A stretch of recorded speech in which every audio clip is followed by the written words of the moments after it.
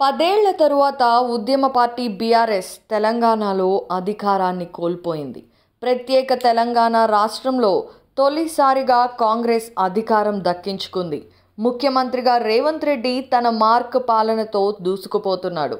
తెలంగాణ ఫలితాలు సహజంగానే ఏపీలో త్వరలో జరిగే ఎన్నికలపై ప్రభావం చూపనున్నాయి అనే చర్చ ప్రారంభమైంది.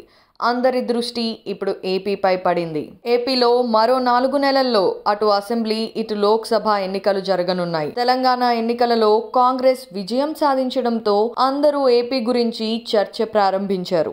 తెలంగాణ పరిస్థితిని ఏపీతో పోలుస్తూ వ్యాఖ్యానాలు చేస్తున్నారు. 2019లో 151 సీట్లతో భారీ విజయం సాధించిన వైఎస్ఆర్ కాంగ్రెస్ పార్టీ ఈసారి టార్గెట్ 175 సీట్లను క్లీన్ స్వీప్ చేస్తానంటోంది. గత ఎన్నికలలో 23 సీట్లకు పరిమితమైన తెలుగుదేశం పార్టీ, ఒకే ఒక్క స్థానం గెలిచిన జనసేన ఈసారి పొత్తు పెట్టుకున్నాయి. ప్రభుత్వ వ్యతిరేక ఓటు చీలనివ్వమని, వైసీపీని ఓడించి తీరుతామని స్పష్టం చేస్తున్నాయి. ఈలోగా వెలువడిన తెలంగాణ ఫలితాలను విశ్లేషించుకొని ఏపీలోనూ ఇదే ఫలితం వస్తుందని అంచనా వేస్తున్నారు. ఈ క్రమంలో పొలిటికల్ లయన్స్ క్లబ్ అనాలిసిస్ అనే సంస్థ పోల్ స్కాన్ పేరుతో నిర్వహించిన సర్వే హల్చల్ చేస్తోంది.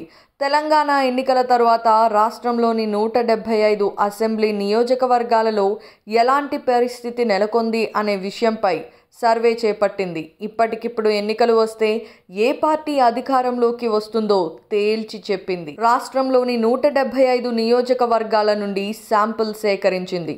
ప్రభుత్వ పాలన, ఎమ్మెల్యేల పనితీరు, నియోజకవర్గ పరిస్థితులు, మౌలిక సదుపాయాలు, సంక్షేమ పథకాలు వంటి అంశాల్ని పరిగణలోకి తీసుకుంది ఈ సంస్థ.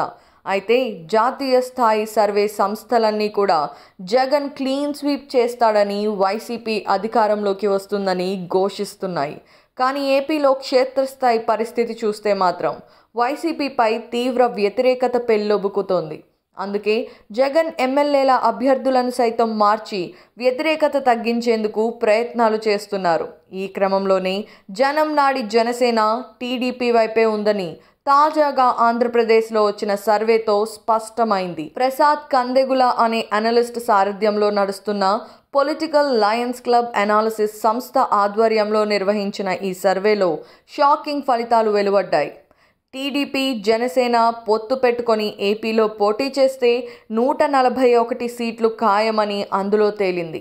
ఇక వైసీపీ కేవలం 34 సీట్లతో మాత్రమే గెలుస్తుందని, చంద్రబాబు, పవన్లకు బంపర్ మెజారిటీ ఖాయమని కుండ బద్దలు కొట్టింది. అదే విధంగా మారి ఏ పార్టీకి కూడా ఏపీలో సీట్లు రావని తేల్చి చెప్పింది.